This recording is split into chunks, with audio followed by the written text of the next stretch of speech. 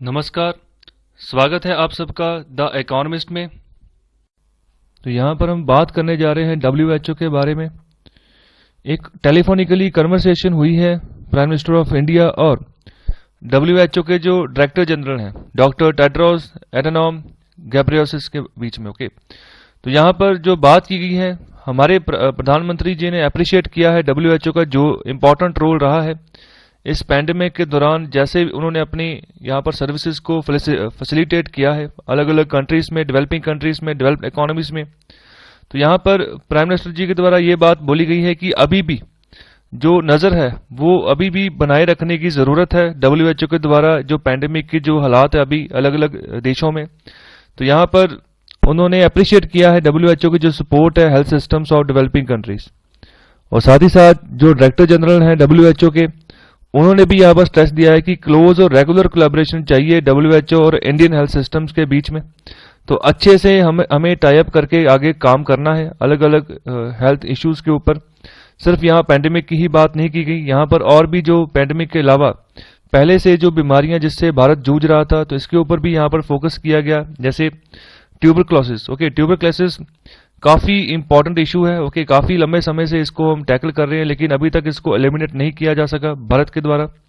तो यहाँ पर WHO के डायरेक्टर जनरल ने भारत के जो इनिशिएटिव्स हैं जैसे आयुष्मान भारत स्कीम है, ओके, और ट्यूबरक्लोसिस के खिलाफ जैसे हम कैंपेन खड़ी कर रहे हैं, उसके खिलाफ लड़ रहे हैं, तो इसको भी उन्होंने जो है अप्रिशिएट किया है। और साथ ही साथ जो हमारा ग्लोबल हेल्थ इश्यूज के ऊपर जो हमारा रोल रहा है इसको भी यहाँ पर बोला है कि काफ़ी अच्छा रोल भारत जो है अदा कर रहा है। अगर वर्ल्ड लेवल की भी अगर बात करें तो देखिए, जैसे हमारा फार्मास्यूटिकल इंडस्ट्री जो है तो मेडिसिन जो है उन्होंने प्रोवाइड की। ये पैंडेमिक के दौरान हमने सागर मिशन किया, मिशन सागर 1, मिशन सागर 2। मिशन सागर के तहत क्या किया, मेडिसिन को हमने यहाँ पर प्रोवाइड किया जो हमारे साउथ में जितने नेशंस थे, Mauritius, Seychelles, Comoros, okay, Madagascar, Sudan, तो इन सभी देशों को हमने जो है मेडिसिन प्रोवाइड की है तो जो पैंडेमिक की सिचुएशन है उससे वो अच्छे से लड़ पाए। ओके, तो भारत यहाँ पर पूरी तरह से फुल सपोर्ट करता है जितने भी उसकी नेबरिंग कंट्रीज हैं जो मैरीटाइम एरिया है वहाँ पर। और अगर आगे बात करें तो यहाँ पर अच्छी डिस्कशन हुई है डायरेक्टर जनरल और प्राइम मिनिस्टर के बीच में। तो यहाँ पर जो भारत का ट्रेडिशनल मेडिकल सिस्टम है जिसके ऊपर भी काफ़ी अच्छी चर्चा हुई है। यहाँ पर इसको भी यहाँ पर एनहांस करने की बात बोली गई है डायरेक्टर जनरल के द्वारा कि जो अगर इम्यूनिटी को अगर हमने स्ट्रॉन्ग करना है ग्लोबल पॉपुलेशन की तो उसके लिए जो हमारा ट्रेडिशनल मेडिकल सिस्टम है काफ़ी कारगर है। तो यहाँ पर एग्री हुए हैं दोनों यहाँ पर कि हम जो आने वाले समय में एक इंटीग्रेटिंग जो है ट्रेडिशनल मेडिसिन सॉल्यूशंस के ऊपर हम काम करेंगे, इसको ढालेंगे हम मॉडर्न जो मेडिकल प्रैक्टिस है उसके थ्रू। ओके, तो यहाँ पर होलिस्टिक जो अप्रोच है वो लगाई जाएगी ताकि जो ट्रेडिशनल वैल्यू सिस्टम है, मेडिकल सिस्टम है, इसको हम अच्छे से यूज़ कर सकें आने वाले समय में जो मेडिसिन प्रोडक्ट्स है और प्रैक्टिसेस में। ओके, ताकि इसका फ़ायदा जो है ना आने वाले समय में पूरी ग्लोबल पॉपुलेशन है वो उठा सके। तो आगे थोड़ा सा जान लेते हैं WHO के बारे में। ये एक स्पेशलाइज्ड एजेंसी है यूनाइटेड नेशंस की, ध्यान रखिएगा, ओके, जो कि इंटरनेशनल पब्लिक हेल्थ के ऊपर फोकस करती है। तो यहाँ पर इसका जो बेसिक यहाँ पर काम है which establishes the agency's governing structure and principal states its main objective as the attainment by all the peoples of the highest possible level of health। तो यहाँ पर पूरी दुनिया की जो जनता है उसकी यहाँ पर हेल्थ की जो है फिक्र ये करता है WHO। यहाँ पर जिस भी तरह की बीमारी फैल रही होती है अलग अलग मुल्कों में वहाँ पर सपोर्ट पहुँचाता है, ठीक है, फंडिंग भी, मेडिसिन भी। यहाँ पर अलग अलग कंट्रीज यहाँ पर पार्टिसिपेट करती हैं, यहाँ पर फंड भी देती हैं WHO में जिसके तहत इसका खर्चा भी चलता है। ओके, तो यहाँ पर अभी के लिए इसका जो हेडक्वार्टर है वो जिनेवा में है, स्विट्जरलैंड में। याद रखिएगा, हेडक्वार्टर पूछ लिया जाता है तो जिनेवा, स्विट्जरलैंड। ओके, तो with 6 semi autonomous regional offices and 150 field offices world wide. और साथ ही साथ ये भी याद रखिएगा कि इसको जब स्टैब्लिश किया गया था वो 7 अप्रैल 1948 को इसको बनाया गया था और इसी को हम वर्ल्ड हेल्थ डे के ऊपर भी, इसी डेट को हम वर्ल्ड हेल्थ डे के रूप में भी हम मनाते हैं।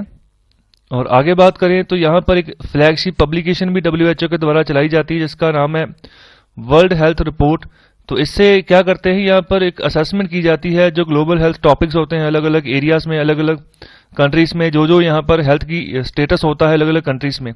तो यहाँ पर एक स्टैटिस्टिक्स जो बनाया जाता है अलग अलग नेशंस का, तो उनको पता चलता है नेशंस को कि क्या सिचुएशन है, कौन सी बीमारी में किस नेशन की। ओके, तो उनको क्या करना चाहिए, फिर उस वहाँ पर आसानी हो जाती है, फिर उनको जो वहाँ की पॉलिटी होती है कि हम ऐसे रूल बनाएं, ऐसा लॉ बनाएं जिससे जो फलानी फलानी बीमारी है उसको हम प्रायोरिटी के हिसाब से जो है टैकल करें। ओके, जैसे भारत में हम ट्यूबरक्लोसिस को प्रायोरिटी बेसिस के ऊपर इसको टैकल कर रहे हैं, इसको एलिमिनेट करने की कोशिश कर रहे हैं।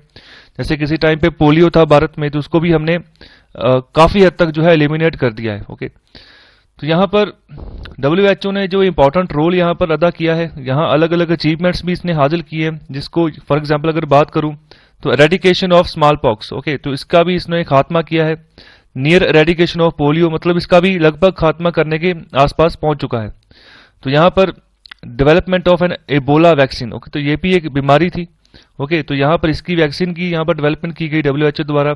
Its current priorities include communicable diseases, particularly HIV, AIDS, Ebola, malaria, tuberculosis, non-communicable diseases such as heart disease and cancer. Okay, तो यहाँ पर नॉन कम्युनिकेबल डिजीजेस मतलब जो फैलते नहीं है, वो वहाँ पर एक हार्ट डिजीज होते हैं, ओके, जो दिल की बीमारियाँ और जो कैंसर होता है। इसके अलावा जो हेल्दी डाइट है इसके ऊपर भी फोकस करते हैं, nutrition, food security, occupational health and substance abuse. तो इन सब चीज़ों के ऊपर यहाँ पर अच्छा काम WHO ने किया है। आगे बात कर लेते हैं इसकी जो फंडिंग आती है। तो यहाँ पर जो फंडिंग इसके पास आती है, तो यहाँ पर वॉलंटरी कंट्रीब्यूशन होती है जो इसके मेंबर स्टेट्स होते हैं। ओके, तो यहाँ पे जो 2018 का डाटा है उस हिसाब से यहाँ पर इसकी $4.2 बिलियन का इसका बजट था।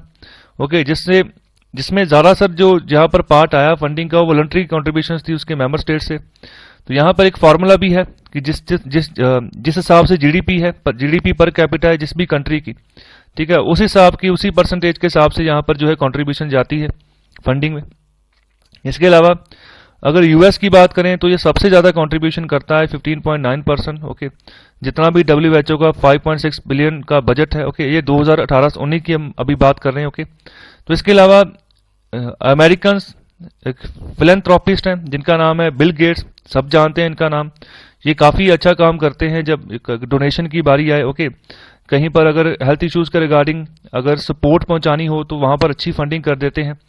तो यहाँ पर 9.4% जो है इन्हीं के फाउंडेशन के थ्रू यहाँ पर जो है फंडिंग की जाती है।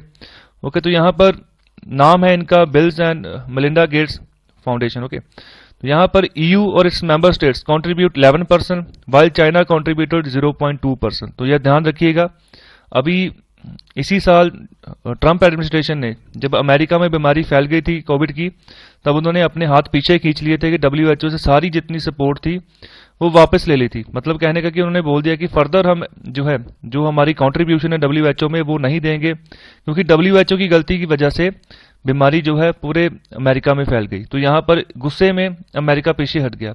लेकिन अब जो बिडेन आ रहे हैं तो वो बोल रहे हैं कि जो भी गलत फैसले ट्रंप एडमिनिस्ट्रेशन ने लिए हैं वो सभी वापस होंगे। जहाँ से भी जो ट्रंप ने जहाँ पर हाथ खींचे हैं, ओके, जहाँ पर जो जिम्मेदारी अमेरिका की बनती थी वहाँ पर दोबारा अमेरिका जो है वापस पहुंचेगा। तो यहाँ पर बेसिकली WHO की बात की गई है। तो ओवरऑल जो है ओवरव्यू यहाँ पर मैंने देने की यहाँ पर कोशिश की है। तो यहाँ पर हम बात करने जा रहे हैं आचार्य कृपलानी जी के बारे में। तो न्यूज़ में है तो थोड़ा सा जान लेते हैं इनके बारे में। तो यहाँ पर इनका पूरा नाम था जीवत राम भगवान दास कृपलानी। इनका जन्म हुआ था 11 नवंबर 1888 को और इनकी डेथ हुई थी 19 मार्च 1982 को। तो पॉपुलरली इनको आचार्य कृपलानी के नाम से जाना जाता है। एक इंडियन पॉलिटिशियन थे, इंडियन नेशनल कांग्रेस में काफ़ी इंपॉर्टेंट रोल रहा है इनका। इसकी प्रेसिडेंसी भी इन्होंने की है, खासतौर पर जब आज़ादी का जब दौर चल रहा था, जब पावर ट्रांसफ़र की जा रही थी जो इंडियंस थे उनको अंग्रेजों के द्वारा, तो उस समय इंडियन नेशनल कांग्रेस के जो प्रेसिडेंसी थी वो इन्हीं के पास थी। साथ ही साथ इनकी जो वाइफ है उनका नाम है सुचेता कृपलानी, ये भी काफ़ी इंपॉर्टेंट शख्सियत रही हैं। तो इनके बारे में बाद में डिस्कस करूंगा मैं। तो यहाँ पर अगर इंपॉर्टेंट बात करें तो गांधी जी के ये डिसिप्लिन थे, ओके, मतलब उनके शिष्य थे, तो उनको मतलब काफ़ी सम्मान देते थे, उनकी जो आइडियोलॉजी थी उनसे काफ़ी प्रभावित थे। और साथ ही साथ सोशलिस्ट थे, एनवायरमेंटलिस्ट थे, मिस्टिक थे और इंडिपेंडेंस एक्टिविस्ट थे। और साथ ही साथ इन्होंने यहाँ पर सर्व किया है as a general secretary of Indian National Congress एक दहाके तक। साथ ही साथ इनको एक्सपीरियंस था working in the field of education and was made the president to rebuild the INC। So जितने भी पार्टी या गवर्नमेंट के बीच में यहाँ पर डिस्प्यूट्स होते थे, ओके, यहाँ पर जो प्रोसीजरल मैटर्स होते थे, जैसे रिलेशनशिप खराब होती थी पार्टी और गवर्नमेंट के बीच में, ओके, या फिर कोलीग्स होते हैं जो भी गवर्नमेंट में, तो उसको यहाँ पर ठीक करने की यहाँ पर ये कोशिश करते थे। तो यहाँ पर कृपलानी जो है काफी अच्छी फिगर थे। ओके, जनरेशंस ऑफ डिसेंटर्स यहाँ पर बात की गई, मतलब काफी जनरेशंस तक इन्होंने यहाँ पर काम किया है। फॉर एग्जांपल जैसे नॉन कोऑपरेशन मूवमेंट से स्टार्ट हुए 1920 में, और जो इमरजेंसी लगी थी 1975-76 में, जो इंदिरा गांधी जी के द्वारा इमरजेंसी लगाई गई थी भारत में, आजाद भारत में, तो तब तक इन्होंने जो था काम किया था, तब तक जो है ये प्रोटेस्ट करते रहे थे, मतलब एक्टिव रहे थे ओके पॉलिटिकली। तो आगे बात करें, इनका जो जन्म हुआ था वो हुआ था हैदराबाद में। देखिए हैदराबाद भी दो थे आज़ादी से पहले, एक हैदराबाद था जो सिंध का यहाँ पर सिटी था ओके, एक हैदराबाद जो हमारा यहाँ पर अभी तेलंगाना का जो कैपिटल है। तो पहले जो इंडिया वाला तेलंगाना था उसका नाम भी हैदराबाद ही था, निज़ाम हैदराबाद बोलते थे उसको। तो इनका जन्म हुआ था हैदराबाद इन सिंध ओके 1888 में, इसके बारे में यहाँ पर मैंने पहला चर्चा कर दी है। तो इसके बाद आगे इनकी एजुकेशन के बारे में बात कर रहे हैं ओके। फर्गुसन कॉलेज है पुणे में, वहां पर इन्होंने पढ़ाई की है ओके। स्कूल टीचर के तौर पर स्टार्टिंग में काम किया ओके। बाद में फ्रीडम मूवमेंट को ज्वाइन किया इन्होंने ओके। जब ये गांधी जी वापस आए थे साउथ अफ्रीका से, उसके बाद इन्होंने फ्रीडम मूवमेंट को भी यहाँ पर ज्वाइन किया। कृपलानी जी ने ऑल इंडिया कांग्रेस कमेटी को भी यहाँ पर ज्वाइन किया और इसके जनरल सेक्रेटरी बने 1928-29 के बीच में okay. So Kripalani was permanently involved over a decade into top Congress party affairs and in the organization of the Salt Satyagraha, Quit India movement, okay, और non cooperation movement. Kripalani served in the interim government of India.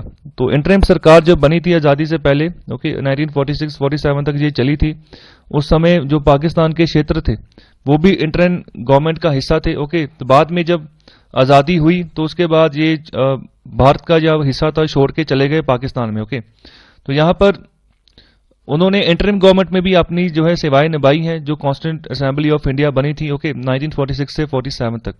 तो इसके बारे में भी अलग से खुल के चर्चा हो सकती है कि इंटरिम गवर्नमेंट क्या थी ओके। यहाँ पर कौन कौन थे यहाँ पर जिन्होंने यहाँ पर इंपॉर्टेंट रोल अदा किया था इस गवर्नमेंट को बनाने में, क्या पूरा फॉलोअप चला था, तो इसके ऊपर फर्दर डिस्कशन हो सकती है।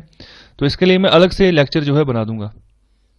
तो आगे अगर बात करें तो यहाँ पर जब 1950s के लिए जब कांग्रेस प्रेसिडेंट की चोन होनी थी, तो तब नेहरू जी की तरफ से कृपलानी जी को सपोर्ट किया गया था कि इनको जो है यहाँ पर प्रेसिडेंट बनाया जाएगा। लेकिन दूसरी तरफ जो पटेल थे, सरदार वल्लभ भाई पटेल जी, उनका अपना कैंडिडेट था जिनका नाम था पुरुषोत्तम दास टंडन। तो हुआ क्या, पुरुषोत्तम दास टंडन वो जीत गए, कृपलानी जी हार गए। तो इसके तहत जब ये डिफीट हो गई, थोड़ा सा डिसइल्यूजन उनके मन में क्रिएट हो गया। साथ ही साथ जो गांधी जी की आइडियल्स थे ओके, वो कहते थे कि विलेज को जो है हमने आगे लेकर आना है ओके, जैसे खादी और विलेज, इसके ऊपर बहुत जोर देते। तो वो जो आइडियल्स थे वो कहीं पर उनको लग रहा था कि जो अभी की जो गवर्नमेंट बनी है वो उनके ऊपर काम नहीं कर रही है। तो इन सभी विचारों को उनके दिमाग में घूम रहे थे, तो जिसके तहत उन्होंने कांग्रेस पार्टी को छोड़ दिया ओके। तो अपनी एक पार्टी बनाई जिसका नाम था किसान मजदूर प्रजा पार्टी। ध्यान रखिएगा ये वन ऑफ द फाउंडर्स हैं किसान मजदूर प्रजा पार्टी के ओके, और भी बहुत सारे फाउंडर्स इसके थे। तो इसके अलावा बाद में ये जो पार्टी थी ये भी मर्ज कर दी गई किसके साथ, Socialist Party of India okay, to form Praja Socialist Party. तो यहां पर इंपॉर्टेंट है, ध्यान रखिएगा, यहां से भी क्वेश्चन जो है पूछा जा सकता है ओके। तो इंपॉर्टेंट है बेसिकली जो भी यहां पर इंपॉर्टेंट नॉलेज थी आचार्य कृपलानी जी के बारे में, यहां पर बेसिकली मैंने सारी यहां पर डिस्कस कर दी है। तो यहां पर हम बात करने जा रहे हैं PLI स्कीम के बारे में। तो कैबिनेट ने यहां पर अप्रूवल दे दिया है कि 10 की सेक्टर्स के ऊपर यहां पर जो है PLI स्कीम को अभी एनहांस कर दिया जाएगा, बढ़ाया जाएगा। तो ये 10 की सेक्टर कौन कौन से, इसको भी हम अच्छे से डिस्कस करते हैं। कितना पैसा जो है यहाँ पर बांटा जाएगा ये भी डिस्कस करेंगे। तो फिलहाल जानते हैं कि ये PLI स्कीम है क्या। तो इसका पूरा मतलब है प्रोडक्शन लिंक्ड इंसेंटिव स्कीम। सो कहने का मतलब है कि हम क्या चाहते हैं कि हमने आने वाले समय में भारत को आत्मनिर्भर बनाना है, भारत को जो है एक्सपोर्ट में यहां पर आगे लेकर आना है। तो एक्सपोर्ट तभी बढ़ेगा जब मैन्युफैक्चरिंग बढ़ेगी ओके। तो मैन्युफैक्चरिंग तभी ज्यादा होगी जब प्रोडक्शन ज्यादा से ज्यादा जो है अलग अलग सेक्टर्स में होनी शुरू हो जाएगी। तो यहां पर डोमेस्टिकली हमारी मैन्युफैक्चरिंग ज्यादा हो अलग अलग सेक्टर्स में, तो यहां पर प्रोडक्शन बढ़ाने के लिए भारत सरकार जो है यहाँ पर इंसेंटिव देती है अलग अलग यहाँ पर जो प्रोडक्शन हाउसेज होते हैं उनको। तो ये बाई कैश मिलती है। तो यहाँ पर जो है 5 साल के समय के दौरान जो है ये जो राशि है जो है अलग अलग प्रोडक्शन हाउसेज को यहाँ पर जारी की जाती है कि हम जो है ग्लोबल लेवल पर जो है कंपीट कर सकें अपने प्रोडक्ट्स को जो बाहर की जो मार्केट है, जैसे चाइना जो अभी मतलब ओवरऑल कंट्रोल करके चल रहा है बाहर की फॉरेन मार्केट को, तो वहां पर चाइना को हम कंपटीशन दे सकें तो वो तभी दे पाएंगे जब प्रोडक्शन ज्यादा करेंगे प्लस सस्ती चीज अवेलेबल करेंगे फॉरेन मार्केट में चाइना के कंपटीशन में। तो यहाँ पर 10 अलग अलग सेक्टर्स हैं। तो स्टार्टिंग में पहले 3 सेक्टर्स की थोड़ी सी ओवरव्यू ले लेते हैं। तो यहाँ पर जो पहला सेक्टर है वो है advance chemistry cell, okay, ACC battery. तो यहाँ पर ये जो होगा ये होगा नीति आयोग और डिपार्टमेंट ऑफ हैवी इंडस्ट्रीज के तहत यहाँ पर 18,000 करोड़ के आसपास की राशि जो है 5 साल के अंदर जो है ये बांटी जाएगी।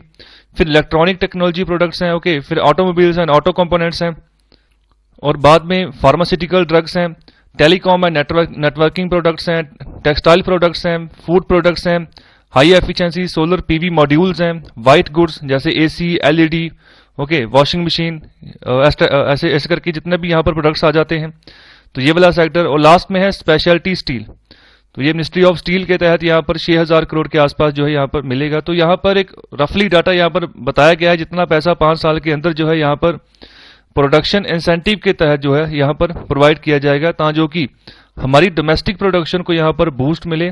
देखो, अगर हमारी डोमेस्टिक प्रोडक्शन बूस्ट होगी तभी हमारी जीडीपी ग्रो करेगी, ग्रॉस डोमेस्टिक प्रोडक्ट उसका जो परसेंटेज राइज है तभी तो आएगा। तो यहाँ पर सरकार यहाँ पर कोशिश कर रही है कि इस स्कीम के तहत जो है फायदा पहुंचाया जाए जो हमारे डोमेस्टिक प्लेयर हैं, ओके। और साथ ही साथ अगर कोई बाहर की कंपनी भी अगर इंडिया में प्लांट लगाकर प्रोडक्शन कर रही है तो उसको भी यहाँ पर फायदा यहाँ पर पहुंचाया जाएगा अलग अलग 10 वेरियस सेक्टर्स में। तो हालांकि ये स्कीम ऑलरेडी बहुत सारे सेक्टर्स में ऑलरेडी काम कर रही है, तो अभी 10 नए सेक्टर्स है जहां पर इसको और एनहांस जो है किया जा रहा है अगले 5 सालों के लिए। तो इस स्कीम को जो इम्प्लीमेंट किया जाएगा ये किया जाएगा by concern ministries department within overall financial limits, okay. So final proposals of PLI for individual sectors will be appraised by the Expenditure Finance Committee and approved by the Cabinet. तो cabinet ने अभी approval यहाँ पर दे दी है। If any from one PLI scheme of an approved sector can be utilized to fund that of another approved sector by empowered group of secretaries, okay. तो इनके तहत जो है फंड का भी यहाँ पर यूटिलाइज हो सकता है वही PLI स्कीम के तहत अलग अलग सेक्टर्स में, ओके, एक सेक्टर का दूसरे सेक्टर में। तो यहाँ पर जो टोटल राशि जारी की गई उसको अपने हिसाब से ये बांट सकते हैं, ओके। चेंजेस भी यहाँ पर हो सकती है। तो फिलहाल के लिए यहाँ पर ग्लोबली हमने यहाँ पर कंपटीशन एक हब बनानी है, ग्लोबली मैन्युफैक्चरिंग हब बनानी है भारत को, ओके। तो उसके तहत यहाँ पर इस स्कीम को यहाँ पर दिया जाएगा, ओके। एक कॉम्पिटेंसी बनानी है कटिंग एज टेक्नोलॉजी में, sure efficiency, create economy of scale, enhance exports and make India an integral part of global supply chain. तो सबसे पहले यहाँ पर बात करेंगे एसीसी बैटरी की। देखो, आने वाले जमाना जो है तो यहाँ पर बैटरी की गाड़ियां इसके ऊपर फोकस किया जाएगा। तो अच्छी क्वालिटी की बैटरीज यहाँ पर हमें प्रोड्यूस करनी होगी आने वाले समय में। 2021 में जो एलॉन मस्क है जो कि टेस्ला नाम की कंपनी चलाते हैं, अमेरिका में इलेक्ट्रिक कार्स बनाती है, तो 2021 में वो भारत में भी यहाँ पर एंट्री करेंगे। तो अगर भारत में एंट्री करेंगे तो वहां पर उनको भी अच्छी बैटरीज चाहिए। तो बैटरीज तो वैसे वो अपने अमेरिका से ही इंपोर्ट करेंगे, लेकिन यहाँ पर भी तो प्रोडक्शन शुरू करेंगे आने वाले समय में। तो यहाँ पर इस फील्ड में भी यहाँ पर बहुत सारे प्लेयर्स, इंडियन प्लेयर्स आगे आ सकते हैं, ओके, बैटरी मैन्युफैक्चरिंग में। तो यहाँ पर आने वाले समय में लार्जेस्ट इकोनॉमिक अपॉर्चुनिटीज है, ओके, 21st सेंचुरी की अगर बात करें तो और भी जो अलग ग्लोबल ग्रोथ सेक्टर्स की बात करें तो सबसे ज्यादा ग्रोथ इसमें आने वाले समय में देखने को मिल रही है, क्योंकि कंज्यूमर्स जो है इसको यूज करेंगे in electronics, electric vehicles, renewable energy, okay. So PLI scheme for SEC battery will incentivize large domestic and international players in establishing a competitive ACC battery setup in the country, okay. चाहे domestic player है चाहे बाहर के, अगर कोई Elon Musk इधर आके plant लगाते हैं ना तो उनको भी फायदा होगा यहाँ पर कि अपने यहाँ पर प्लांट सेटअप करो बैटरी का, ओके। सरकार यहाँ पर इंसेंटिव प्रोवाइड करेगी आपको, आपकी जो डोमेस्टिक प्रोडक्शन है उसको बूस्ट करने के लिए। और आगे बात करूं तो यहाँ पर इंडिया चाह रहा है कि आने वाले समय में 1 ट्रिलियन जो है US डॉलर वो बनाए, कहां से? डिजिटल इकोनॉमी से, ओके। 2025 तक जो है 1 ट्रिलियन US डॉलर की इकोनॉमी हमारी डिजिटल इकोनॉमी के थ्रू बने। तो एडिशनली यहाँ पर गवर्नमेंट का पुश है डाटा लोकलाइजेशन के ऊपर, इंटरनेट ऑफ थिंग्स के ऊपर, ओके। इसके अलावा projects such as smart city, digital India are expected to increase the demand for electronic products. So PLI scheme इसके ऊपर भी यहाँ पर फोकस की जाएगी कि जो इलेक्ट्रॉनिक प्रोडक्ट्स हैं इंडिया में उसकी प्रोडक्शन बूस्ट हो। इसके अलावा तीसरे नंबर पे ऑटोमोटिव इंडस्ट्रीज है, ओके। तो यहाँ पर भी एक मेजर इकोनॉमिक कंट्रीब्यूटर है इंडिया में। तो आप देखो कितने ट्रक्स बनते हैं, बसेस बनते हैं, ओके। तो वैसे ऑटोमोबाइल सेक्टर में तो हम पुराना हमारा हिस्ट्री रही है, काफी बढ़िया हम यहाँ पर काम कर रहे हैं ऑटोमोबाइल सेक्टर में। तो बाहर की कंपनीज भी यहाँ पर आके कार्स बेच रही हैं, ट्रक्स बेच रहे हैं, तो इंडियन प्लेयर्स भी हैं, तो इनको भी यहाँ पर एक बूस्ट दिया जाएगा कि आप और ज़्यादा प्रोडक्शन करो। फिलहाल पिछले साल से देख रहे हैं कि कारें बिक नहीं रही हैं इन कंपनीज की, ओके। तो फिलहाल प्रोडक्शन हाउसेज जो हैं इसके प्रोडक्शन बंद की हुई है काफ़ी एरियाज में, तो अभी धीरे धीरे इकोनॉमिक रिवाइवल हो रहा है, तो प्रोडक्शन दोबारा से रीस्टार्ट हो रही है। तो यहाँ पर भी ग्लोबलाइज पूरे ग्लोब में हमारी जो है कार्स, हमारे जो ट्रक्स हैं वो बिकें, तो यहाँ पर भी एक जो है इंसेंटिव प्रोवाइड किया जाएगा। इसके अलावा फार्मास्यूटिकल इंडस्ट्री की बात करें तो यहाँ पर भी हम अच्छा कर रहे हैं, तो काफ़ी ह्यूज अमाउंट में जो है हमारी मेडिसिन एक्सपोर्ट होती है बाहर की जो एडवांस्ड इकोनॉमीज है वहाँ पर भी, जो डेवलपिंग कंट्रीज हैं वहाँ पर भी, तो अफ्रीकन कंट्रीज हैं तो वहाँ पर भी, तो यहाँ पर इसको भी और बूस्ट करें, ओके। तो अभी के लिए जो हमारी फार्मास्यूटिकल इंडस्ट्रीज है वो थर्ड लार्जेस्ट है पूरे वर्ल्ड में, ओके, तो by volume and 14 largest in terms of value, okay, so it contributes 3.5% of total drugs and medicines exported globally. So India possesses the complete ecosystem for development and manufacturing of pharmaceuticals and a robust ecosystem of allied industries. So PLF scheme जो यहाँ पर incentivise करेगी, okay, जो domestic players हैं कि वो high value production के ऊपर यहाँ पर फोकस करें और ज़्यादा से ज़्यादा अपना एक्सपोर्ट बढ़ाएं आने वाले समय में। तो आगे बात करें टेलीकॉम इक्विपमेंट्स की, तो टेलीकॉम सेक्टर में भी अलग अलग इक्विपमेंट्स की जरूरत पड़ती है और क्रिटिकल और स्ट्रेटेजिक एलिमेंट है। अगर आपने अच्छा टेलीकॉम इंफ्रास्ट्रक्चर बनाना है तो उसके लिए जो छोटे छोटे पार्ट्स हैं उसके, ओके, तो उसकी काफ़ी ज़्यादा ज़रूरत पड़ती है। तो इंडिया भी यहाँ पर जो है have become a major original equipment manufacturer of telecom and networking products, okay. So PLI scheme यहाँ पर भी जो है लार्ज इन्वेस्टमेंट अट्रैक्ट करने की कोशिश करेगी आने वाले समय में, ओके, जो ग्लोबल प्लेयर्स हैं यहाँ पर आके इन्वेस्ट करें, जो डोमेस्टिक कंपनीज है उसको यहाँ पर फोकस करेगी कि आप ज़्यादा से ज़्यादा अपॉर्चुनिटीज क्रिएट करें, ओके। तो ज़्यादा से ज़्यादा एक्सपोर्ट जो है आप टेलीकॉम इंडस्ट्री के जो भी इक्विपमेंट्स होते हैं, जो भी प्रोडक्ट्स बनते हैं, उनके एक्सपोर्ट करने में आप भी आगे आएँ। आगे बात कर रहे हैं इंडियन टेक्सटाइल इंडस्ट्री की, तो ये भी वन ऑफ द लार्जेस्ट है इन वर्ल्ड में। अगर भारत की टेक्सटाइल इंडस्ट्री की बात करें तो यहाँ पर जो शेयर है ग्लोबल एक्सपोर्ट्स में वो हमारा 5% के आसपास है। तो यहाँ पर but India share in the man made fibre segment is low in contrast to the global consumption pattern. तो यहाँ पर जो मैन मेड फाइबर है तो उसमें अभी हम पीछे चल रहे हैं, तो इसको भी इसके ऊपर भी फोकस करेंगे सेगमेंट के ऊपर कि यहाँ पर जो है PLI स्कीम के थ्रू लार्ज इन्वेस्टमेंट मंगवाई जाए, फर्दर डोमेस्टिक मैन्युफैक्चरिंग जो है वो बूस्ट हो, और जो MFF सेगमेंट है उसमें भी जो है हम आगे बढ़ें, जो टेक्निकल टेक्सटाइल है उसमें भी हम आगे बढ़ें। सो टेक्निकल टेक्सटाइल की मुझे एक एग्जांपल आप मुझे कमेंट बॉक्स में दीजिए, ओके। ये भी बहुत इंपॉर्टेंट है, थोड़ा सा अलग होता है टेक्सटाइल और टेक्निकल टेक्सटाइल, ओके। तो आगे बात कर रहे हैं यहाँ पर फूड इंडस्ट्री की, तो यहाँ पर भी हमें अगर बात करें तो leads to better price for farmers and reduces high levels of wastage. मतलब कि अगर फार्मर कोई चीज़ प्रोड्यूस कर रहा है तो उसको अच्छा प्राइस मिल जाए, और साथ ही साथ बाद में जब हम कंजप्शन कर रहे हैं ना तो उसको भी हम वेस्ट ना करें। तो कहने का मतलब है अगर किसी रेस्टोरेंट में खाना खाने गए, खाना सारा नहीं खाया गया, बच गया, तो बचा हुआ खाना पैक करवा लो, बाद में अगर किसी आश्रम में दे दो, ओके, जहाँ पर जरूरत पड़ सकती है खाने की वहाँ पर प्रोवाइड कर दो, तो इस तरीके से वेस्टेज कम हो जाएगी। तो हमारा फूड सिक्योरिटी एक्ट 2013 की ये चीज़ हमें बोलता है कोई भी रेस्टोरेंट, कोई भी होटल वाला आपको मना नहीं कर सकता आपका बचा हुआ खाना पैक करके ना देने से, ओके। तो यहाँ पर आप उसको भी यूटिलाइज कर सकते हो। तो यहाँ पर वेस्टेज कम करो, ज़्यादा से ज़्यादा हमें अपनी फूड इंडस्ट्री को और बढ़ाना है और कैपेबल बढ़ाना है। हालांकि फूड सेक्टर में अगर क्रॉप्स की प्रोडक्शन की बात करें तो काफ़ी सुधार हमने यहाँ पर देखा है, ओके। कंगाल थे हमारे, जब आज़ादी के बाद की बात करें तो एग्रीकल्चर सेक्टर, ओके, कंगाली की ओर था, कुछ खास प्रोडक्शन नहीं होती थी, भुखमरी फैली हुई थी।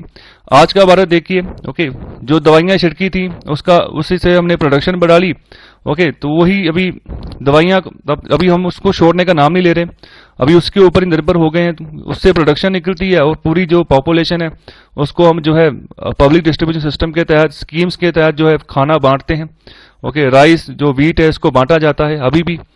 तो आगे यहाँ पर और बहुत बड़ा पोटेंशियल है, ओके, आने वाले समय में। अगर हम फूड प्रोसेसिंग की भी बात करें, ओके, जहाँ पर फूड प्रोसेस किया जाता है, तो आने वाले समय में ज़्यादा एम्प्लॉयमेंट भी इस क्षेत्र में बढ़ाई जा सकती है PLI स्कीम के थ्रू। आगे बात कर रहे हैं सोलर PV पैनल्स की, ओके। तो आने वाले समय में हम भी रीन्यूएबल एनर्जी के ऊपर फोकस कर रहे हैं कि साल 2022 तक 175 गीगावाट जो एनर्जी है रीन्यूएबल तरीके से पैदा की जाए, तो वहाँ पर सोलर पैनल्स की ज़रूरत काफ़ी है। तो यहाँ पर इसकी भी एक सप्लाई चेन जो हमें आने वाले समय में बढ़ाने की कोशिश करेंगे, जो भी सिक्योरिटी चैलेंजेस आते हैं उसको यहाँ पर सही करेंगे, ओके। तो यहाँ पर एक अच्छा वैल्यू चेन बनाने की यहाँ पर कोशिश की जाएगी सोलर PV मॉड्यूल्स के क्षेत्र में। साथ ही साथ यहाँ पर जो वाइट गुड्स की बात करें, जहाँ पर air conditioner, LED washing machine, okay, freezes वगैरह आ जाती हैं। तो यहाँ पर भी हाई पोटेंशियल इस एरिया में, काफ़ी बिक्री इसकी होती है, काफ़ी कंजप्शन होती है भारत में। तो यहाँ पर इसकी प्रोडक्शन के ऊपर भी फोकस किया जाएगा कि ग्लोबली कॉम्पिटिटिव जो है प्रोडक्शन हम दें, मतलब कि अगर चाइना सस्ती चीज़ बेच रहा है तो उसके आसपास हम भी यहाँ पर पैदा कर दें अच्छी क्वालिटी देकर, तो बाहर के जो फॉरेन मार्केट है ओके वो भी खरीदे हमारे प्रोडक्ट। तो इससे क्या होगा, हमारे एक्सपोर्ट को बूम मिलेगा। बेसिकली पीएलआई स्कीम का फंडा यही है कि एक्सपोर्ट को बूम करो और अच्छी रिलायबल चीज़ प्रोड्यूस करो, अच्छी चीज़ की मैन्युफैक्चरिंग करो कम से कम दाम में। तो यहाँ पर लास्ट में बात की गई है स्टील की। तो स्टील वैसे ही जो हमारा ओडिशा है ओके, तो वहाँ पर अभी आने वाले समय में सरकार काफ़ी प्रोजेक्ट चला रही है वहाँ पर।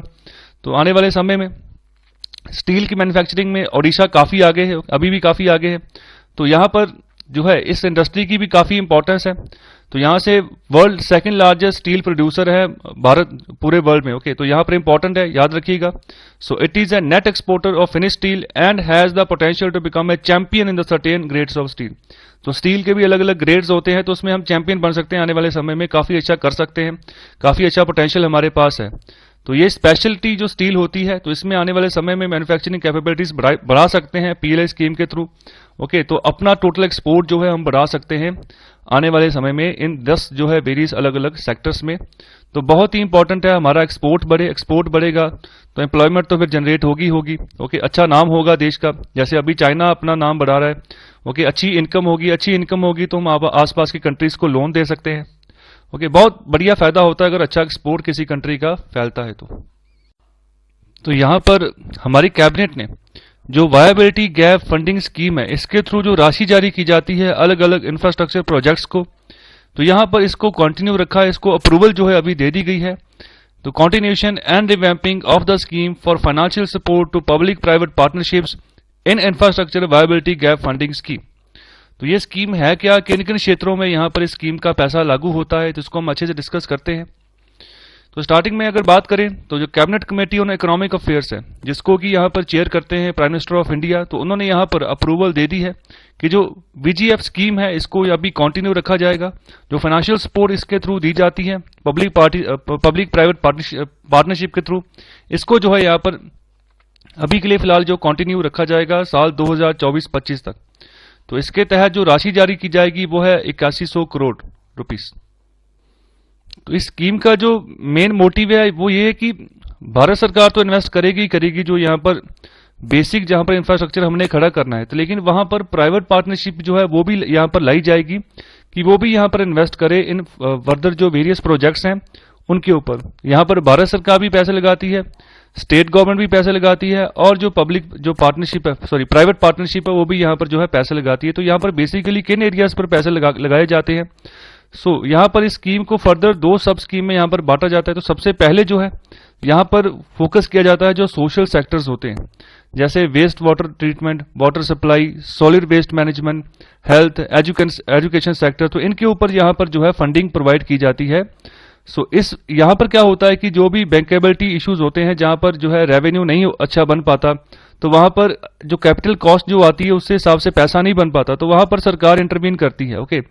तो यहाँ पर जो प्रोजेक्ट्स होते हैं eligible under this category should have at least 100% operational cost recovery. तो यहाँ पर 100% जो उसकी कॉस्ट आती है, ऑपरेशनल कॉस्ट आती है, तो यहाँ पर प्रोवाइड की जाती है ओके अलग अलग सेक्टर्स में। तो यहाँ पर इसके तहत क्या होता है, जो सेंट्रल गवर्नमेंट होती है मैक्सिमम 30% जो है टोटल प्रोजेक्ट कॉस्ट यहाँ पर देती है, 30% सेंट्रल गवर्नमेंट देती है ओके वीजीएफ के थ्रू, और जो बाकी का पैसा बचता है फॉर एग्जांपल 30% जो और है वो दी जाती है स्टेट गवर्नमेंट की तरफ से, जहाँ फिर जो स्पॉन्सरिंग सेंट्रल मिनिस्ट्री जहाँ स्टैट्यूटरी कोई भी एंटाइटी होती है 30% वो देता है। तो टोटल 60% हो गया, 40% बचा, 40% फिर यहाँ प्राइवेट पार्टनरशिप जो है ढूंढी जाएगी कि वो भी यहाँ पर पैसा लगाएं, और इनके तहत जो है यहाँ पर जो है डेवलपमेंट के जो भी प्रोजेक्ट्स सब स्कीम 1 के तहत हैं सोशल सेक्टर्स में, इनको जो है यहाँ पर इंफ्रास्ट्रक्चर इनका खड़ा किया जाए। तो वाटर सप्लाई बहुत इंपॉर्टेंट है, जल जीवन मिशन चलाया जा रहा है भारत सरकार की तरफ से। 2024 तक हमने जो टूटी वाला पानी है वो अवेलेबल करवाना है हर एक रूरल इंडिया में, जितने भी गांव पड़ते हैं वहां पर। तो उसके लिए इंफ्रास्ट्रक्चर खड़ा करने के लिए पैसे चाहिए, तो पैसे इस तरीके से जो है भारत सरकार जुटाती है ओके। तो ये सब स्कीम अभी 1 की बात कर रहा हूं मैं, और आगे बात करें सब स्कीम 2 की। तो यहाँ पर क्या होता है, यहाँ पर भी सपोर्ट होती है जितने भी इसके तहत जो है डेमोन्स्ट्रेशन या पायलट सोशल सेक्टर प्रोजेक्ट चल रहे होते हैं। तो इसके तहत यहाँ पर बेसिकली फोकस होता है from health and education sectors. तो यहाँ पर क्या करती है सरकार, 50% का जितना भी ऑपरेशनल कॉस्ट रिकवरी होती है ये जो है सरकार के द्वारा जो है दी जाती है। ओके, तो ऐसे प्रोजेक्ट्स में जो सेंट्रल गवर्नमेंट और स्टेट गवर्नमेंट्स अगर दोनों को कंबाइन कर दें तो 80% का जो भी कैपिटल एक्सपेंडिचर है वो इनके द्वारा किया जाता है। ओके, दोनों सरकारों की तरफ से, सेंट्रल गवर्नमेंट और स्टेट गवर्नमेंट की तरफ से, और साथ ही साथ up to 50% of operation and maintenance cost for the first 5 years.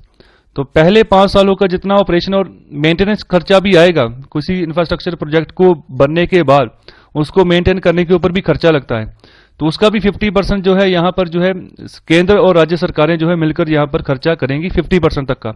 Okay, तो यहाँ पर जो 50% का बाकी बचा वो यहाँ पर प्राइवेट जो शेयर होल्डर होगा वो होगा। तो यहाँ इसके अलावा central government will provide maximum of 40% of total project cost of the project. Okay, तो 40% प्रोजेक्ट कॉस्ट भी 40% जो है सेंट्रल गवर्नमेंट लेकर चल रही है। इन एडिशन इट में provide a maximum of 25% of operational cost of the project in first 5 years of commercial operations. Okay, तो इंपॉर्टेंट है इस तरीके से जो है पैसा जुटाकर जो है जो वेरियस इंफ्रास्ट्रक्चर प्रोजेक्ट्स हैं उनमें लगाया जाता है। ओके, स्टार्टिंग में पहले उसको बनाया जाता है, फिर बाद में जो उसकी मेंटेनेंस है, ऑपरेशन है, उसके ऊपर भी जो खर्चा होता है उसको भी अलग अलग तरीके से यहाँ पर मैनेज किया जाता है अलग अलग शेयर के अकॉर्डिंग। तो इसका जब स्टार्टिंग से जब भी ये शुरू हुई थी स्कीम, तो उसके तहत अभी तक जो है 64 जो प्रोजेक्ट्स है जो अभी उनको फाइनल अप्रूवल जो है मिल चुकी है। Okay, with total project cost of 34,228 crore, और इसके तहत जो वीजीएफ की जो राशि जारी हुई है वो 5,500 करोड़ के आसपास है। ओके, तो यहाँ पर till the end of financial year 2019-20 VGF of 4,375 crore has been disbursed, मतलब इतना पैसा जो है अभी तक जो है दे दिया गया है भारत सरकार की ओर से इन अलग जो 64 प्रोजेक्ट्स हैं वेरियस सेक्टर्स में इनको। तो अभी सबसे पहले बात करते हैं कि इसके बेनिफिट्स क्या है। तो देखिए, जब भी किसी भी तरीके से जो प्राइवेट पार्टनरशिप हम लेकर आते हैं, पब्लिक प्राइवेट पार्टनरशिप, पब्लिक मतलब सरकार आ गई, प्राइवेट मतलब प्राइवेट इंस्टीट्यूट्स आ गए, तो उनकी पार्टनरशिप हो गई, तो इससे क्या होता है कि पैसा जल्दी जुटाया जाता है और आसानी हो जाती है। कोई भी अगर हमने एसेट क्रिएट करना है, कोई भी इंफ्रास्ट्रक्चर क्रिएट करना है, उसके बाद जो भी उसको ऑपरेशन मेंटेनेंस रखना है, तो उसमें इकोनॉमिकली जो है पैसा अवेलेबल हो जाता है और आसानी हो जाती है। ओके, यहाँ पर डिले नहीं होता, सबसे बड़ी बात डिले हो जाना। जब प्रोजेक्ट डिले हो जाते हैं तो फिर जो टाइमली क्या होता है, सामान कई बार पहुंच जाता है, पैसा नहीं पहुंचता, सामान वहीं का वहीं खराब हो जाता है पड़ा हुआ। ओके, तो यहाँ पर बहुत सारी स्कीम्स होती हैं जहां पर सरकार पैसा तो खर्च कर देती है लेकिन दोबारा से उसको जो मेंटेन करना वो नहीं कर पाती। तो आप देखेंगे बहुत सारे अदारे ऐसे हैं बन तो जाते हैं लेकिन उनकी मेंटेनेंस नहीं हो पाती, तो फिर वो उतना टाइम नहीं निकाल पाते जितना उनको निकालना चाहिए था। ओके, तो जितना पैसा लगता है वो भी एक तरह से बर्बाद हो जाता है 5 से 10 साल के बीच में। तो यहाँ पर अच्छा इंफ्रास्ट्रक्चर खड़ा करने के लिए जो है ये वीजीएफ स्कीम बहुत जबरदस्त है। इसके अलावा इसकी जो इम्प्लीमेंटेशन स्ट्रेटेजी है, ओके, तो ये यहाँ पर क्या होता है, the new scheme will come into force with in 1 month of approval of cabinet. Okay, तो अभी 1 महीने के अंदर अंदर जो है यहाँ पर जो है स्कीम लागू हो जाएगी। अभी कल ही जो है यहाँ पर फैसला आया है कि अप्रूवल दे दी गई है। So proposed amendments under the revamped VGF scheme would be suitably incorporated in the guidelines of the scheme. All steps will be taken up for the promotion of revamped VGF and in monitoring of supported projects. तो यहाँ पर जो भी guidelines जारी होंगी उनके तहत यहाँ पर काम किया जाएगा, उसी के तहत स्कीम इंप्लीमेंट होगी। जो भी यहाँ पर प्रोजेक्ट के हित में होगा, ओके, वहाँ पर जो है यहाँ पर VGF के थ्रू यहाँ पर काम किया जाएगा और प्रोजेक्ट को यहाँ पर सपोर्ट किया जाएगा, मॉनिटर किया जाएगा आने वाले समय में। और आगे बात करते हैं इसका इम्पैक्ट क्या है। जो VGF स्कीम के थ्रू अगर कोई भी हम इन्वेस्टमेंट लेकर आते हैं, प्राइवेट इन्वेस्टमेंट, तो उससे क्या होता है, यहाँ पर जो स्कीम का जो मेन जो फंडा है वो वही है कि प्राइवेट इन्वेस्टमेंट को अट्रैक्ट करें, ताकि जो आने वाले समय में है ज्यादा से ज्यादा जो प्राइवेट इन्वेस्टमेंट है आने वाले समय में उसको वो आए, उसको अच्छे से फैसिलिटेट करें, नाराज ना करें। ओके, तो अलग अलग सेक्टर्स में, for example health, education, waste water, solid waste management, water supply. Okay, साथ ही साथ अगर नए अस्पताल बनाने हैं, स्कूल बनाने हैं, सरकारी स्कूल बनाने हैं, तो वहां पर भी अच्छी अपॉर्चुनिटी यहाँ पर मिल सकती है। अच्छा एम्प्लॉयमेंट जनरेशन हो सकता है आने वाले समय में जब जितनी ज्यादा प्राइवेट जो है इन्वेस्टमेंट जो है बढ़े। तो देखो, प्राइवेट इन्वेस्टमेंट तो वैसे भी आती है लेकिन उन एरियाज में आती है जहां पर उनको प्रॉफिट ज्यादा दिखता है, लेकिन उन एरियाज में भी सरकार यहाँ पर कोशिश करती है कि आए लेकर आए। पैसे तो सरकार दे ही देती है लेकिन यहाँ पर जो है कोशिश होती है कि प्राइवेट जो है ना, प्राइवेट शेयर भी यहाँ पर हो, क्योंकि सरकार के पास अगर फंड है तो फंड वो और भी स्कीम्स में यूज कर सकती है, तो जो पैसा बचेगा और किन्हीं स्कीम्स में यूज हो जाएगा। ओके, तो जहां पर जो प्राइवेट इन्वेस्टमेंट होगा तो उसको तो प्रॉफिट हो ही जाएगा यहाँ पर जो भी इन्वेस्टमेंट करेंगे। तो expenditure involve the revamped scheme will be finance from budgetary support of ministry of finance. ध्यान रखिएगा, तो यहाँ पर मिनिस्ट्री ऑफ फाइनेंस जो बजट बनाती है उसी के तहत यहाँ पर सपोर्ट दे दी जाती है स्कीम को। अलग से कोई स्कीम नहीं निकाली जाती कि मतलब अलग से इसको फंडिंग जारी होगी। और इसकी लास्ट में बैकग्राउंड देख लेते हैं। Department of economic affairs, ministry of finance introduced the scheme for financial support to PPPs in infrastructure viability gap funding scheme in 2006। So 2006 से ये स्कीम चल रही है। तो मेन मकसद यही है कि to support infrastructure projects undertaken through PPP mode that are economically justified but commercially unviable due to large capital investment requirements। So देखो इकोनॉमिकली जस्टिफाइड है, लेकिन होता क्या है, सरकार के पास पैसों की कमी पड़ जाती है। ओके, तो लेकिन जिसकी वजह से क्या होता है कि टाइम पे काम नहीं हो पाता, प्रोजेक्ट्स अगर शुरू हुए हैं तो वो डिले हो जाते हैं, काम रुक जाता है रास्ते में। तो यहाँ पर अगर प्राइवेट पार्टनरशिप आ जाती है तो फायदा हो जाएगा, टाइमली काम भी खत्म हो जाएगा और जो है लोगों के सामने फैसिलिटी जो है टाइमली पेश हो जाएगी, तो उसको यूज करेंगे। ओके, तो यहाँ पर आने वाले समय में सरकार कोशिश कर रही है कि ज्यादा से ज्यादा पैसा जो है वो पीपीपी मॉडल के थ्रू जो है यहाँ पर इन्वेस्ट करवाया जाए। तो यहाँ पर हम बात करने जा रहे हैं कीवी फ्रूट के बारे में। तो जब भी आप बाजार में जाओगे फ्रूट खरीदने तो सबसे महंगा जो फ्रूट आपको मिलेगा वो है कीवी फल। ओके, तो यहाँ पर उसका रीजन ये है कि इतनी पर्याप्त मात्रा में भारत में इसकी प्रोडक्शन नहीं हो पाती है, तो काफी सारी यहाँ पर जो बीमारियां हैं, डिजीजेज हैं, ओके, तो इस फ्रूट के थ्रू जो है ठीक की जा सकती हैं। जितनी भी प्रॉब्लम्स जो बॉडी के रिलेटेड हमें आती हैं तो कीवी फ्रूट जो है डॉक्टर्स रेफर करते हैं खाने के लिए, तो लेकिन ये कॉस्टली हो जाता है। ओके, तो आम पब्लिक उसको खरीद नहीं पाती। तो यहाँ पर बेसिकली बात की जा रही है कि हमारा इंपोर्ट ज्यादा हो जाता है कीवी फ्रूट के मामले में। जो न्यूजीलैंड है वहां से हम ज्यादा इंपोर्ट करते हैं इसको। तो यहाँ पर कोशिश की जा रही है कि कैसे इसको हम इंडिया में इसका प्रोडक्शन बढ़ाएं। तो उसके लिए हमें स्थायी क्लाइमेट चाहिए। ओके, तो उस क्लाइमेट वही क्लाइमेट चाहिए जैसा बाहर की कंट्रीज में जहां से कीवी फ्रूट जो है हैवी प्रोडक्शन वहां पर होती है। तो यहाँ पर इसी मुद्दे पर बात की गई है। तो इसी के तहत एक जो है वर्चुअल मीट ऑर्गेनाइज करवाई गई है मिनिस्ट्री ऑफ एग्रीकल्चर के द्वारा along with central institute of horticulture Nagaland. तो यहाँ पर बात की गई है, मुद्दा क्या है, value chain creation for kiwi fruit farm to fork. मतलब खेती से कैसे हमारी प्लेट तक जो है वो पहुंचे कीवी फ्रूट, कैसे उसका वैल्यू क्रिएशन करें, कैसे बनाएं उसको, कैसे उसका सप्लाई चेन बढ़ाएं। तो यहाँ पर क्योंकि सबसे यहाँ पर इंपॉर्टेंट बात यही निकल के आती है कि कमर्शियल पोटेंशियल इसका बहुत जबरदस्त है। अगर इसकी थोड़ी प्राइसेस कम होती है, अगर इसकी सप्लाई ज्यादा होती है, प्रोडक्शन हम इंडिया में इसकी बना लेते हैं तो इसकी बिक्री बहुत ज्यादा होगी। ओके, तो कमर्शियल पोटेंशियल बहुत ज्यादा है इसका। तो यहाँ पर स्टार्टिंग में बात की गई है, अगर हम नॉर्थ ईस्ट इंडिया की बात करें तो डिफिकल्ट टेरेन है। ओके, मतलब कि ऊंचाई चढ़ाई का रास्ता है, पहाड़ ज्यादा है। ओके, मैदानी इलाका कम वहां पर देखने को मिलता है, जंगल ज्यादा है, जिसकी वजह से यहाँ पर कीवी फल की जो खेती है वो पछड़ती जा रही है। ओके, तो यहाँ पर जितनी भी मिनिस्ट्रीज हैं इंक्लूडिंग एग्रीकल्चर मिनिस्ट्री है वो वर्क कर रही है कि कैसे जो है नॉर्थ ईस्ट को हम प्रोग्रेस के ऊपर लेकर आए। आने वाले समय में काफी फंड्स जो है यहाँ पर वेरियस स्कीम्स के थ्रू जो यहाँ पर नॉर्थ ईस्ट के स्टेट्स हैं वहां पर जारी किया जाता है। वहां पर जो ट्राइबल कम्युनिटीज हैं उनको यहाँ पर एक्सपोजर देने के लिए यहाँ पर बहुत सारी स्कीम सरकार के द्वारा चलाई जाती हैं।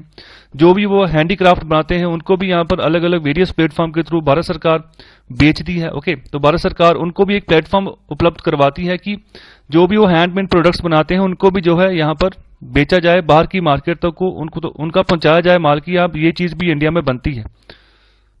तो यहाँ पर आगे बात करें तो जो हमारा हिमालयन सब टेम्परेट क्लाइमेट है वो सुटेबल है कीवी प्रोडक्शन के लिए। ओके, लेकिन यहाँ पर जरूरत है, there is a need to introduce high yielding cultivars. मतलब कि अच्छी पैदावार के लिए हमें अच्छे कल्टीवर यहाँ पर चाहिए आने वाले समय में। ओके, अगर अच्छी प्रोडक्शन लेकर आनी है तो यहाँ पर अच्छी रिसर्च एंड डेवलपमेंट सपोर्ट भी यहाँ पर चाहिए। कमर्शियल अगर कल्टीवेशन करनी है कीवी फ्रूट की, कि जो बीज है उसके ऊपर हमारी जो साइंस एंड डिपार्टमेंट है, department of science and technology है, ministry of science and technology के तहत वो रिसर्च करे कि अच्छी क्वालिटी के बीज उपलब्ध करवाए ताकि की प्रोडक्शन ज्यादा कर पाए हम। ओके, तो यहाँ पर जो सब हिमालयन रीजन है वहां तक इसको जो है एक्सटेंड किया जा सकता है। ओके, जैसे mid hills of Himachal Pradesh, Sikkim, Meghalaya, Arunachal Pradesh, Nagaland, Nilgiri hills, तो इन सब जगह पर जो है यहाँ पर इस कल्टीवेशन को एक्सटेंड कर सकते हैं हम आने वाले समय में, अगर अच्छे से इसके ऊपर फोकस करके चलते हैं तो करंटली जो हमारी प्रोडक्शन है वो है 13,000 मैट्रिक टन। ओके, तो इतनी तादाद में अभी हम फिलहाल कीवी फ्रूट्स जो है ये पैदा कर रहे हैं on the area of about 4,000 hectares. तो 4,000 हेक्टेयर जमीन के ऊपर ही अभी के लिए फिलहाल कीवी फ्रूट्स की खेती होती है। वो कहाँ पर होती है, बेसिकली अरुणाचल प्रदेश, नागालैंड, मिजोरम और हिमाचल प्रदेश। तो ये 4 अहम स्टेट्स है जहां पर कीवी फ्रूट्स की खेती की जाती है जहां पर जो क्लाइमेट है वो सूटेबल बैठता है कीवी फ्रूट की प्रोडक्शन के लिए। तो यहां पर अब कितना इंपोर्ट करते हैं, अभी के लिए फिलहाल हम 4000 टन जो है कीवी फ्रूट जो है इंपोर्ट करते हैं न्यूजीलैंड, इटली और चील से। ओके, तो यहां पर जो मंत्री हैं मिनिस्टर ऑफ एग्रीकल्चर है श्री तोमर जी, उन्होंने बोला है कि जो प्राइम मिनिस्टर का विजन है, मिशन है कि हमें आत्मनिर्भर भारत बनाना है, तो उसके लिए प्रोडक्शन बढ़ानी होगी। ओके, उसके लिए ऐसे सॉल्यूशन जुटाने होगी कि प्रोडक्शन ज्यादा से ज्यादा हो, हम बाहर को एक्सपोर्ट करें ना कि बाहर से इंपोर्ट करें। तो यहाँ पर मिनिस्ट्री ऑफ एग्रीकल्चर भी यहाँ पर कोशिश कर रही है कि हैंड होल्डिंग सपोर्ट जो है कीवी फार्मर्स को पूरे कंट्री में प्रोवाइड की जाए किसी भी तरीके से, चाहे कोई इंसेंटिव दिया जाए, चाहे कोई भी जो टूल्स हैं, ओके, जो यहाँ पर संद यूज किए जाते हैं प्रोडक्शन के लिए वो प्रोवाइड किए जाएं।